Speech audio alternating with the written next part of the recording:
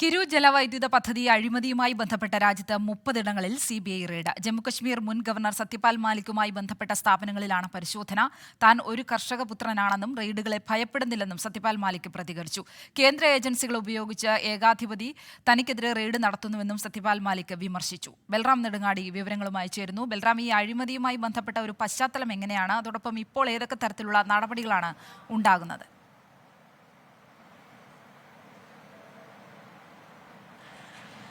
ശ്രീലക്ഷ്മി, ജമ്മു കശ്മീരിലെ കിരു ജലവൈദ്യുത പദ്ധതി അഴിമതിയുമായി ബന്ധപ്പെട്ടുള്ള സിവിൽ കോൺട്രാക്റ്റുകൾ നൽകുന്നതിൽ അഴിമതി നടന്നു എന്നുള്ളതാണ് ആരോപണം ഉയർന്നു വന്നത്. ജമ്മു കശ്മീർ ഭരണകൂടം തന്നെയാണ് ഇതുമായി ബന്ധപ്പെട്ടുള്ള അഴിമതി നടന്നു എന്ന് ഉന്നയിക്കുകയും ഇക്കാര്യത്തിൽ CBI അന്വേഷണത്തിന് ശുപാർശ ചെയ്യുകയും ചെയ്തത്.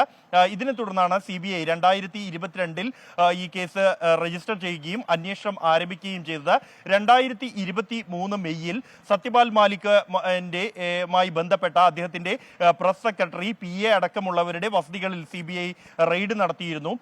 രാജസ്ഥാനിലും ഒപ്പം തന്നെ ഹരിയാനയിലും ജമ്മു കശ്മീരിലുമായാണ് ആ ഘട്ടത്തിൽ റെയ്ഡ് നടന്നത്. ഇതിന്റെ തുടർച്ചയായാണ് ഇന്ന് ഡൽഹി അടക്കമുള്ള 30 ഇടങ്ങളിൽ റെയ്ഡ് നടന്നിരിക്കുന്നത്.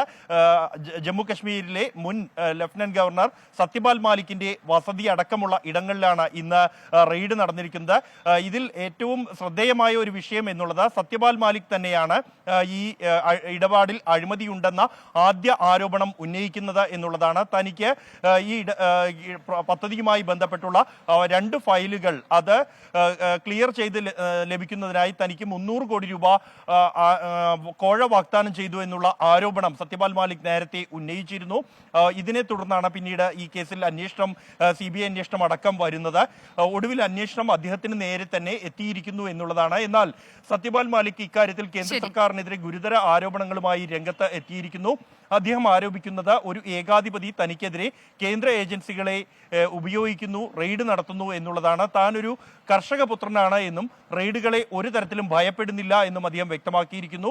താൻ 3-4 ദിവസമായി അനാരോഗ്യത്തെ തുടർന്ന് ആശുപത്രിയിൽ കഴിയുന്ന ഘട്ടത്തിലാണ് ഇത്തരത്തിൽ തന്റെ വസതി അടക്കമുള്ള ഇടങ്ങളിൽ റെയ്ഡ് നടന്നിരിക്കുന്നത് എന്നും താൻ കർഷകർക്കൊപ്പമാണ് എന്നുമാണ് അദ്ദേഹം വ്യക്തമാക്കിയിരിക്കുന്നത്. നേരത്തെ കേന്ദ്ര സർക്കാരിനെതിരെ പ്രധാനമായും പ്രധാനമന്ത്രിക്കും ആഭ്യന്തരമന്ത്രി അമിത്ഷയ്ക്കും എതിരെ ഈ പുൽവാമ ആക്രമണവുമായി ബന്ധപ്പെട്ട അതിഗുരുതരമായ ആരോപണങ്ങളുമായി രംഗത്തെത്തിയ വ്യക്തിയാണ്. ജലവൈദ്യുത പദ്ധതി അഴിമതിയുമായി ബന്ധപ്പെട്ടാണ് രാജ്യത്ത് 30 ഇടങ്ങളിൽ ഇപ്പോൾ റെയ്ഡ് നടക്കുന്നത്.